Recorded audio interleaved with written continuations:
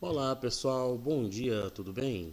Então vamos lá hoje para a nossa aula, vamos falar sobre o módulo 10, a relação entre os seres vivos. Essa relação, pessoal, nós vamos trabalhar com algumas relações onde os indivíduos eles trabalham em compartilhamento ou em desavença com diversas áreas da competição, da sua sobrevivência, da alimentação, dividindo habitats ou não, né, compartilhando nichos ecológicos. Então, toda essa diversificação animal, tá? Então vamos lá. Nessas relações ecológicas, nós vamos ter também relações harmônicas e relações desarmônicas. Tá? Então nós vamos ter o que, por exemplo, numa relação harmônica, tá? não vai existir, no caso, desvantagem para nenhuma das espécies. Então, ou seja, eu vou estar considerando que as espécies elas vão se beneficiar sem haver desvantagens, né? ou perca para elas em relação a essa relação ecológica que elas estão vivendo. Então a gente tem também diferenciar também o que? Relações intraespecíficas e relações interespecíficas, no caso aqui, tá bom? Então, ou seja, nas intraespecíficas elas vão ocorrer, né, com organismos de mesma espécie. Nas lembra de internacional, então para fora, né, internacional, interespecíficas, elas vão ocorrer entre organismos de espécies diferentes. Então eu tenho relacionar, tá bom? Homotípicas, né, igual, ou heterotípicas, diferentes, espécimes diferentes também. Eu também posso usar essa relação aqui também, tá bom? No caso, quando eu falo numa colônia, ela é uma relação harmônica, tá bom? Então, o que acontece? Quando essa relação ela é homórfica, no caso, com espécies organismos da mesma espécie, no caso, né, eu vou estar falando organismos o quê? Anatomicamente relacionados entre si. Então, eles vão formar essas colôniazinhas, tá? E aí, no caso, o desenvolvimento, a reprodução dela vai ocorrer de forma assexuada ou por brotamento, tá bom? Entre esses indivíduos. Então a gente pode estar falando aí no caso das cracas, né, dos poríferos aí dos espongiários, dos corais, tá bom? Então são que tipos de relações homórficos, organismos parecidos entre si. Já nas heteromórficas, no caso aqui, elas vão ser o quê? Indivíduos que vão ser morfologicamente diferentes, né? Ou seja, cada um vai ter uma função, mas eles são organismos, no caso aí, né, da mesma espécie, só que eles vão ter morfologias diferentes. Então a gente pode falar aí no caso de organismo, no caso, como a obelia aí no caso, onde tem o gastroide, onde tem o gonozoide, que são indivíduos que específicas, tá, numa mesma colônia. Quando eu falo, por exemplo, de colônias polimórficas, então a gente usa muito o exemplo da caravela do mar. Se eles for te perguntar, vai te perguntar geralmente por isso, né? Que são indivíduos aí adaptados a diversas funções. Então tem uma colônia de organismos que eles têm funções específicas dentro dele. Esse animal, não sei se quem já foi no mar aí já viu esse animal na praia, ele tem esses tentáculos aí no caso, que serve para o quê? Para nutrição, para captar o alimento. Ou seja, tem esses tentáculos urticantes, no caso aí eles têm os quinidoblastos, que são células especializadas para liberar um material urticante, ou seja, ele queima, né, causa queimaduras, eles causam aí que servem também para matar, defesa ou capturar alguns organismos. Tem os pneumatóforos aí no caso, que é a parte flutuante, ou seja, cada um tem uma função e são organismos o quê? Que vivem em colônias, mas eu tenho uma função específica. Inclusive eles usam isso aqui para tentar explicar um pouquinho aquela questão assimbiótica, ou seja, da assimilação de células específicas, aqui, porque aqui cada um tem uma função. Então, ou seja, lá das organelas celulares, lá no primeiro estágio de evolução, isso também pode ter uma função. Por exemplo, um núcleo tem uma função, o complexo de Golgi outra função, o retículo endoplasmático outra função, e eles resolveram se unir para formar a primeira célula também. Então, ou seja, dá para utilizar esse aí também como esse processo também, beleza? Então, no caso aqui, eu vou ter uma colônia polimórfica. Uma sociedade, pessoal, vai ser um complexo de organismos da mesma espécie, no caso que eles vão estar unidos, né? Então, ou seja, eles vão estar ligados aí para formar aí uma cooperação, né? Eles vão se cooperar entre si, eles vão desenvolver, então tem uma sociedade específica, né? A gente pode falar do cupim, vespa, formigas, abelhas em si. Aí na abelha mesmo a gente pode observar aí que tem a rainha, né? No caso ela é 2N, tem o zangão que ele é N, tá? Mas que ele vai liberar aí no caso, a sua função vai ser somente para a reprodução, né? Após a reprodução ele vai embora ou vai morrer de inanição, porque eles vão expulsar ele da colônia, mas ele é somente N. A rainha ela é 2N, no caso ela tem 32 cromossomos, que a outra rainha será for desenvolver uma outra rainha, que eles dão um néctar para a larva e ela transforma-se em a rainha, ou não, ela vai ser um operário no caso, né? No caso, ela vai ser um operário infértil, ou seja, você vê uma comunidade bem trabalhadinha, bem separada. Nós já vimos até um pouquinho sobre isso já na separação dos sexos lá, tá bom? Nós temos também a protocooperação. No caso aqui, eu vou ter uma associação entre duas espécies diferentes, né? Ambas vão se beneficiar nesse caso aqui. A gente pode ver aí o pássaro, a agulha e o crocodilo, que no caso ele vai limpar, tirar ali vermes, tirar pedacinhos de carne que pode dar bactéria, auxiliando ele nesse processo, né? No caso aqui nós temos o caranguejo ermitão, que no caso ele não tem uma concha específica, essa barriguinha dele aqui é mole, então ele se aposta de uma concha de um caranguejo aqui normalzinho aqui e entra para dentro, e lá ele vai viver. E ainda ele coloca uma anêmona do mar em cima dele, que a anêmona do mar é urticante, ela queima também, que serve de proteção. Então, ou seja, olha o tipo de protocooperação. Todo mundo vai se beneficiar, todo mundo vai sair aí no caso. E no caso, se ele quiser viver separadamente, ele não tem necessidade também. É só uma forma de adaptação, mas ele pode viver de outras formas também, tá bom? Diferentemente de outros casos que nós vamos ver. Nessa relação aqui mutualística, eu tenho o quê? Uma associação mútua, ou seja, eu tenho um benefício onde eu preciso, onde eu necessito daquela espécie para sobreviver. Então, no caso aqui, eu não posso viver isolado, eu tenho que viver em conjunto. Aqui nós temos as bactérias do tipo risóbio, né? As risóbios, as nitrosomonas, nitrobacters, que faz aí, no caso, o ciclo do nitrogênio, né? A soja, quando vai plantar soja, esses negócios, tem que colocar esses risóbios aqui para ela criar esses nódulos aonde a planta vai fornecer para a bactéria, que no caso é açúcares, e a bactéria vai fornecer para a planta sais minerais e nitrogênio, no caso fazer o ciclo do nitrogênio, que é importante para o desenvolvimento. Enquanto eu estou falando com vocês aqui, eu estou sendo predado por um parasita mosquito aqui da dengue aqui. Oh, meu Deus do céu, deixa eu bater minha perna aqui que ele está me mordendo. Então nós temos aqui as micorrízias, que são associações de raízes com fungos, né, pessoal? Ou seja, a planta fornece para ele açúcar, no caso, e o fungo fornece sais, fornece um substâncias importantes para a planta, ou seja, eu tenho as micorrízias, eu tenho aqui o cupim, o protozoário. O cupim, ele não come madeira, ele mastiga a madeirinha, coloca dentro da barriguinha dele lá, e esses protozoários, né, no caso aqui, vão degradar, quebrando aí no caso essa celulose, né, transformando aí o alimento pro... Matei um. Rapaz, matei outro mosquito. Produzindo no caso para ele açúcar. Então, ou seja, é uma relação mutualística. Nós temos aqui os líquens, tá?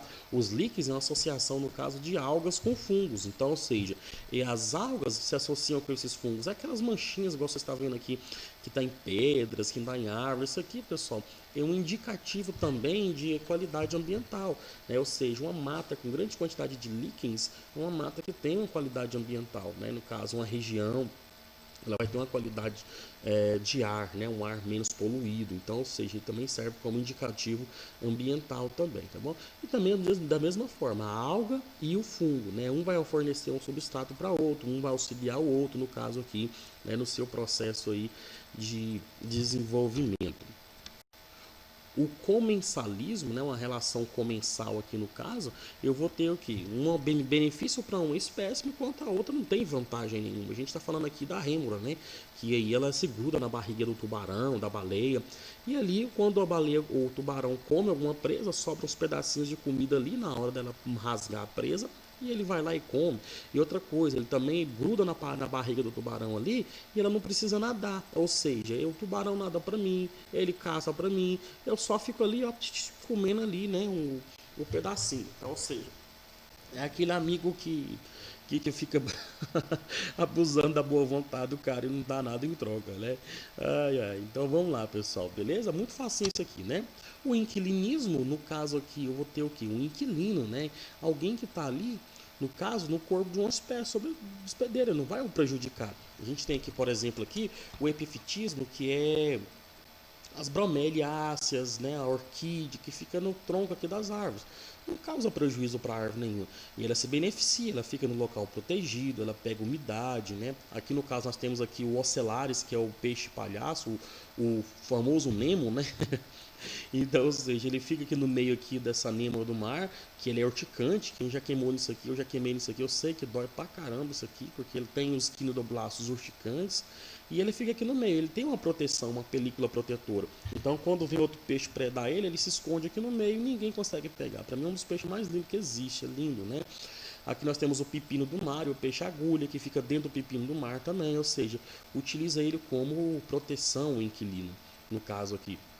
Depois vocês dão uma olhadinha nessa tabela aqui, tá bom? Não vou passar ela por pontos aqui, porque senão vai ficar muito longo o vídeo. Então depois você dá uma passadinha aqui, no caso a espécie A, a espécie B, né? No caso aqui as espécies reunidas e as espécies separadas, o que dá para uma e para outra, ou seja, o que não afeta o desenvolvimento, o mais aqui afeta, no caso aqui, o desenvolvimento não é afetado, mas ele é melhorado, ou seja, beneficiado, e o negativo aqui, no caso ao desenvolvimento dessas espécies, eles se tornam, aí, no caso, impossível sem a outra. Então, depois você dá uma olhadinha nessa tabela, você trabalha ela, que é muito importante a gente enxergar esse ponto, tá bom? Depois, talvez, no exercício, a gente pode trabalhar ela junto aí com vocês. Já numa relação desarmônica, né, no caso, entre esses seres vivos aqui, eu vou ter o quê? O benefício aqui, no caso, vai ser somente de um. Então, o outro ele vai ter um prejuízo, ele vai ser prejudicado em relação, né, a esse tipo de comportamento aqui. Então, quando eu tenho ela intraespecífica ou homotípica, tá? No caso aqui, eu estou falando de organismos da mesma espécie. Então, eu posso falar da competição intraespecífica ou do canibalismo. Nessa competição aqui, eu vou competir por uma área, vou competir por um território, vou competir por uma fêmea, vou competir por um, né? Então, ou seja, há uma competição intraespecífica. O canibalismo é onde o canibalismo aqui eles vão desenvolver o quê? O hábito de predar a mesma espécie, né? No caso aqui o louva-a-Deus, a fêmea depois de cruzar com o macho, ela come ele inteirinho, começando pela cabeça, né? Deus me livre desse bicho feio, esquisito. A viúva negra também, que ela mata o macho para poder se alimentar dele também e utilizar as energias do macho para poder maturar os seus ovos. Interessante. Outras espécimes. Aqui é porque eu passei na porta de um açougue e vi lá um boizinho todo felizinho comendo um pedaço de carne de boi. Eu falei assim, poxa, cara, que trem estranho, né? Tipo assim, o boi feliz por estar comendo a sua mesma espécie. Que legal, né? Aí eu coloquei como sátira aqui, né? Então, ou seja, eu acho muito pai isso aí. Então vamos lá, espécies canibais. Relações interespecíficas ou heterotípicas, no caso aqui, pessoal, uma competição, no caso, inter, né, específica, com outra espécie diferente. Então, ou seja, eu vou competir por um habitat ou mesmo nicho ecológico, né? Então, ou seja, eu tenho meu habitat ali, então eu vou competir pela quantidade de alimentos, pela quantidade de animais, pela área, pelo território, por utilização daquele espaço em si, né? Então, ou seja, eu tenho aqui um nicho ecológico compatível, né? Mas o mesmo habitat, então eu vou conseguir ali competir por essa espécie, né? O predatismo, no caso que o predador aí, no caso, ele vai, né, devorar, vai ter a perda no caso da vida, porque aquele organismo ele vai ser predado, ele vai servir de alimentos, né? O nosso boizinho aí também, quem não gosta de comer um cupim, uma picanha assada, um contrafilé, né? Tem gente que gosta de comer a língua também. Eita, foi. Eu não gosto não. Quem gosta de comer um buchinho aí, um buchinho de vaca, né? Eu não gosto, odeio buchada. Nossa, Deus. Já tava dando aula com os meninos ali numa sala, na nossa sala, acho que foi do primeiro ano, só um aluno gostava de comer bucho de vaca. Eu não gosto, não, menino, prefiro o cupim e a picanha. O mimetismo, né, pessoal? No caso aqui, o animal aí no caso ele se assemelha, né, ao seu ambiente, então ele acaba desenvolvendo formas de adaptação. A gente está vendo aqui no caso um lagartinho aqui, né? No caso aqui ele parece uma folha seca. Aqui é uma lagarta cabeça de cobra, uma lagarta aqui, ó, que ela tem uma semelhança de uma cabeça de uma jararaca. Então, ou seja, ela espanta os seus predadores no caso aqui. Aqui ele confunde ele. O polvo ele tem cromatóforos, que são pigmentos na pele que ele consegue movimentar essa tinta na pele dele, que ele consegue copiar o ambiente. Inclusive, ele consegue copiar até as ondulações do ambiente. Você pode ver que aqui ele fica como se fosse uma pedra, ou seja, além dele copiar o ambiente, a cor, ele ainda consegue copiar a textura. Aqui nós estamos vendo a coral verdadeira e a coral falsa. Esses dias, foi esse ano ainda na Bahia, um cara fez um vídeo pegando uma coral e ele falando, não, que isso aqui é uma coral falsa, tal. A cobra mordeu ele, em 5 minutos mostra ele no vídeo caindo assim, ele cai e morre na hora, porque o veneno dele é neurotóxico, né? Parou aí o sistema nervoso central dele, ele teve um choque anafilático, ou seja, ele brincou com a coral achando que era verdade, que era falsa, e na verdade era verdadeira. Até eu que sou biólogo, que tenho especialização em identificação de répteis peçonhentos e animais, eu não gosto de brincar, porque tem animais que são muito parecidos. Aquele negócio que o povo fala, que se a listra der a volta no corpo é falsa, se não der é verdadeira. Então, ou seja, nada disso, pessoal, funciona, porque existe mais de 120 espécimes de elíptides, que é cobras corais. Então não dá para identificar por isso não. O certo é não mexer e não brincar com esse tipo de animal, beleza? No caso, o amensalismo, né, é um tipo de associação, ou seja, onde as espécies ela inibe o crescimento da outra, ou por substâncias, ou né, por uma atividade inibitora. No caso aqui, a gente pode falar da maré vermelha. Né? Inclusive, até eu briguei com a mulher no Facebook lá, que ela estava falando: ó, gente, Jesus está voltando, porque a água do mar lá ficou vermelha ali. Foi numa cidade do Rio de Janeiro que teve esse ataque de maré vermelha, né? E aí, no caso, a água da praia ficou toda vermelha. Eu coloquei lá embaixo: você não assistiu aula de biologia não, para saber que isso aí é maré vermelha? Tirei onda com a mulher ainda. Rapaz, é maré vermelha, né? O mar fica vermelho porque ela libera essas toxinas na água e ele fica todo vermelho. E isso aqui causa a morte de outros animais. Ou seja, uma relação que a gente chama de amensalismo. O parasitismo todo mundo conhece, né? Eu estou sendo, no caso aqui, onde uma espécie sobrevive no interior ou na superfície da outra, né? Então, ou seja, ele é um hospedeiro. Temos hospedeiro intermediário, hospedeiro definitivo. Nós temos aí parasitas obrigatórios, né? Ou parasitas que não são obrigatórios, que eles são transmissores. Então, tudo isso tem uma relação. Aqui a gente está vendo aqui uma áscaras lumbricoides, parecendo aqui uma tênia sólio, né? Uma solitária. Uma tênia sólio, por causa das escólex aí, que tá meio de pequenininha. Os quadradinhos dela aí dá pra ver que é uma tênia sólio. Temos a solitária, temos o Xeriria Bancroft, temos os que são Mansoni, temos vários outros tipos aí de parasitas, né? Sanguessuga. Então são organismos aí parasitários, beleza, pessoal?